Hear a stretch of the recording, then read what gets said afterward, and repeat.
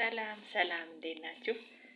እኔ ደህና ነኝ። እንግዲህ ዛሬ ይሄንን ቪዲዮ ልሰራ የመጣሁት ማለት ነው። እንግዲህ አንድ መረጃ ለመናገር ብዬ ነው። እሱ ምንድን ነው እንግዲህ እኔ ከማውቀው እና ቦታውም ላይ ሄጄ ስለነበረ እኔም የዛ አካባቢ ልጅ ስለነበርኩ ነው። አሁን ሌላ ቦታ ነው የምኖረው። እሱን ለመናገር ፈልጌ ነው። ምንድን ነው አንድ የደረሰኝ ጥያቄ ምንድን ነው ባለፈ የሰራሁት ቪዲዮ ላይ ስለ ስውሯ ማርያም እና ስለ ሰሚነሽ ኪዳነ ምህረት ስናገር ሌላም መረጃ ካለሽ ብታደርሽን ተብዬ የተጠየቅኩት ጥያቄ ነበረ። እሱ ምንድን ነው የጻድቃኔ ማርያም መረጃ ገዳም መረጃ ካለሽ ተብዬ ተጠይቄያለሁ። እንግዲህ እሱን እኔ ባለኝ መረጃ መሰረት እና ሄጄ ባየሁት እሱን ለማድረስ ነው። ምንድን ነው እንግዲህ ጻድቃኔ ማርያም ገዳም የምትገኘው እዛው ሰሜን ሸዋ አካባቢ ነው። ሰሜን ሸዋ ሆኖ ከሰላ ድንጋይ የምትባል ከተማ እዛ አካባቢ ነው የምትገኘው። እና እንግዲህ ከአዲስ አበባ የምንሄድም ቀጥታ ካለ ያው ቀጥታ እንትን ነው፣ ግን በግለሰብ የምንሄድ ከአዲስ አበባ ደብረ ብርሃን እንሄዳለን። ከዛ ከደብረ ብርሃን መናኸሪያ ሰላ ድንጋይ የራሱ የሆነ ትራንስፖርት አለ፣ መኪና ከደብረ ብርሃን መናኸሪያ ይዘን እንሄዳለን ማለት ነው። ስለዚህ እንግዲህ ምንድን ነው ከደብረ ብርሃን ተነስተን ጣርማ በር ስንደርስ የራሱ የሆነ መገንጠያ መንገድ አለው። ከጣርማ በር ወደ ግራ ይገነጠላል ማለት ነው መኪናው። ከዛ በዛ በሚያስኬደው መንገድ እንሄዳለን። እንግዲህ ወደ ገዳሙ ለመሄድ ሁለት አይነት አማራጭ ነው ያለን። አንደኛው ምንድን ነው ደብረ ምጥማቅ ቤተክርስቲያን አለች ላይ አስፋልቱ ዳር ማለት ነው። እዛ ከደረስን አካባቢው ከደረስን በኋላ አንደኛ እዛ ወርደን ቀጥታ ወደ ቀኝ በሚያስኬደው መንገድ ታጥፈን በጸበሉ ጋር አድርገን ወደ ገዳሙ መውጣት እንችላለን ማለት ነው።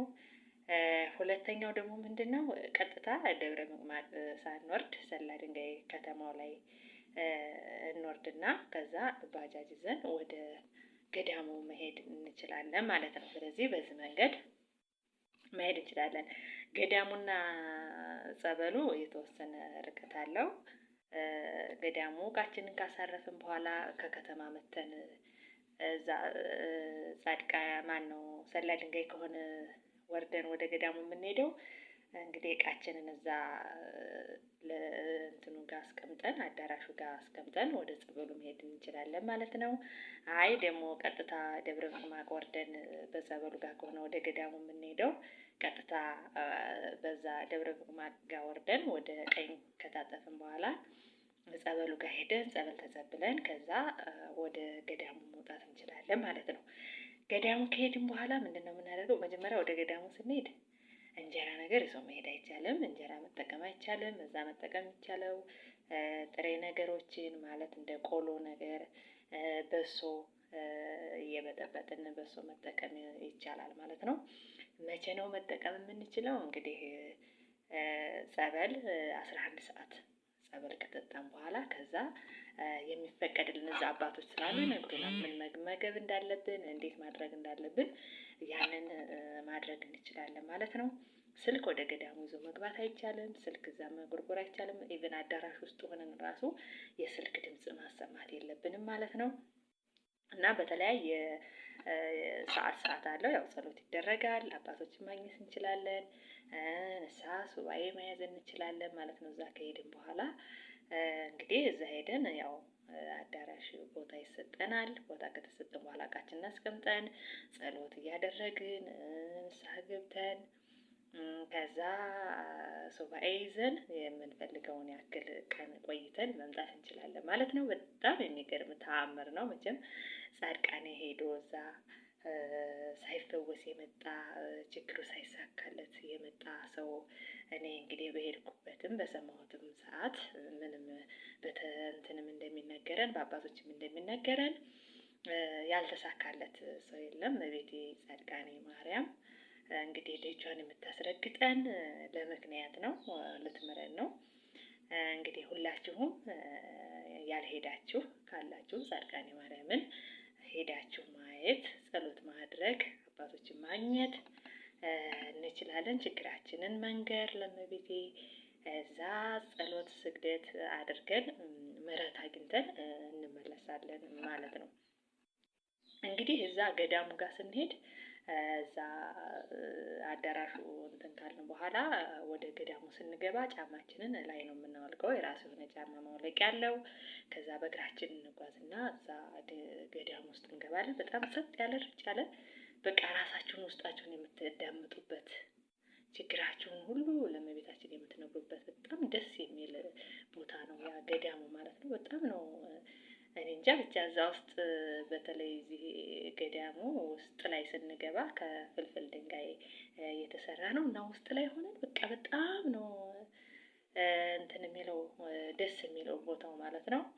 እውነት ለመናገር እኔ እንጃ ለመጀመሪያ ጊዜ የሄድኩ ጊዜ በቃ ተመልሼ ለመሄድ ራሱ በጣም ነበረ ማለት ሳስበው በቃ በጣም ያስጠላል።